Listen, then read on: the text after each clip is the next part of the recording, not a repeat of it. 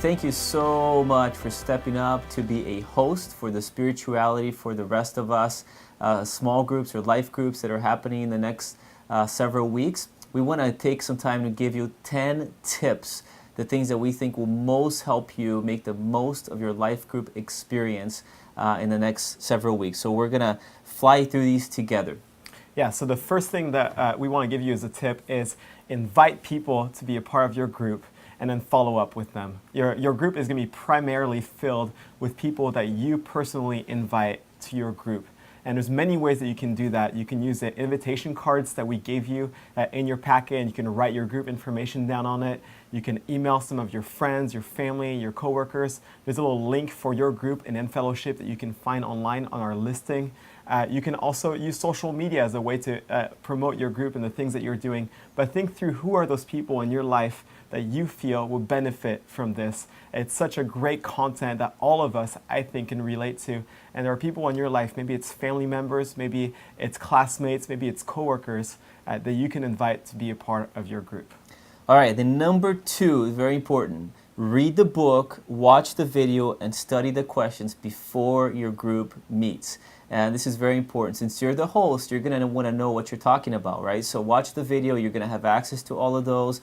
Read the chapters in the book that corresponds to the videos. And then think through some of the, look at some of the questions in the back of the book, the spirituality for the rest of us. Browse through some of those in your guide as well. And just kind of figure out ahead of time what you're going to focus on during the discussion time for your group time. All right, the next thing that's very important is to pray for your group.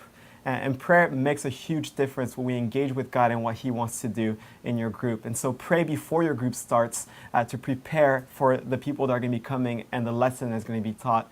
And then pray after your group and pray for God to do something in the lives of people. Ask people if there's anything that they need to receive prayer for. You can even keep a journal or write down the names of the people in your group and write down the things that you prayed for. And then at the end, each week, check in and see if God answered any of those prayers and celebrate together what God is doing through your group and in the lives of people in your group. All right, number 4 is create a welcoming environment. Now, this is very important because you don't want to invite people to your home and there's like dirty stuff all over the place and the dishes are all over the place. Now, it doesn't have to be perfect at all, but your home should smell pretty good. Make sure it doesn't smell bad. Maybe invite a neighbor in and just ask them, hey, can you come in and just smell my house real quick and let me know if it smells good or bad. If you're leading a men's group, you might want to just make some bacon beforehand so it smells like bacon in the air, if guys like that. If you're a ladies group, I don't know, there's a lot of great things you can do there as well. Ladies like chocolate, so you can maybe make some hot chocolate or something. But make sure there's space for seating, that you can maybe have some fresh cookies or coffee made. Don't assume anybody in your group has been to a group before. Maybe it's their very first time and they're going to be very intimidated and feeling like, this is like the biggest step of their lives to step into your home. And some of them might not be Christians, so don't assume people are Christians. When you open your home to host a group like this, you kind of have to create an environment where everybody feels welcome to join in.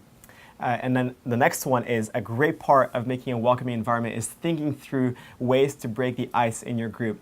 Because for a lot of people who are new or who haven't been or that don't know you or will be new to your group, a great way for people to get to know each other is to think through different ways to do icebreakers. And you can find some of these online, and there's a bunch of different games that you can do, or even just open-ended questions that you can ask that are very easy to answer, that anybody can say, to get a good laugh, to get people interacting with one another, and just to get those relationships to start forming. And that will set the foundation for people to even be willing to open up afterwards in the questions that become more meaningful. So make sure that you plan out what are some icebreakers that you can start in the beginning to get people to open up in the beginning.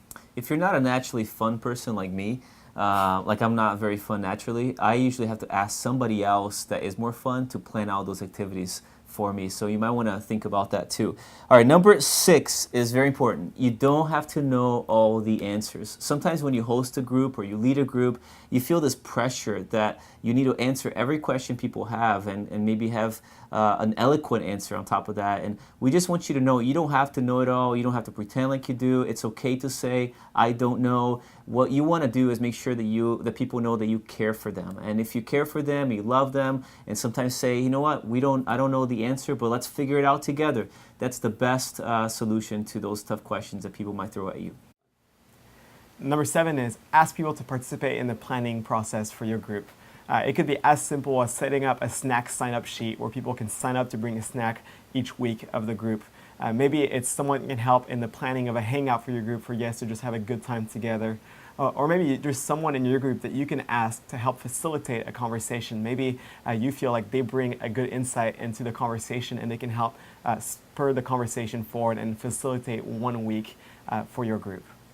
All right, number 8 is that you can plan an event or some kind of party, a casual party for your group to just connect on the side. Aside from your curriculum and the videos you watch, just plan a nice dinner, a potluck, a barbecue, a trip of some sort, a time at the beach, a bonfire, whatever else you want to do, just to help people create relationships and connect outside of the structure of a group. But make it purposeful and make it so that people can build friendships with one another. Another great things you can do to help people connect is to plan a service opportunity. It's a great way for people to get to know each other on a deeper level and also to make a difference in our community. We have so many great opportunities to do so, and a great one is our Art and Wine Festival that's coming up on the second week of September. It's a great way for us to partner with our community, to love the people who are around us and make a difference here and where we are. So we're encouraging every life group to participate in that, so make sure that you mark it in your calendar so that your life group can serve together at the Art and Wine Festival. There's other many opportunities that you can do as well, like partnering with one of our local schools. You can also serve here on Sundays or some of our services and be a part of our team with your life group and make a difference to that and help welcome people and creating an environment where people can come. So plan in your calendar to grow together with your group to serve in our community or in the context of our church. All right, and then number 10, the last tip is very important. It is for you to start thinking now what you're going to do when your 7 weeks is over as a life group, the 7 weeks of curriculum around spirituality for the rest of us.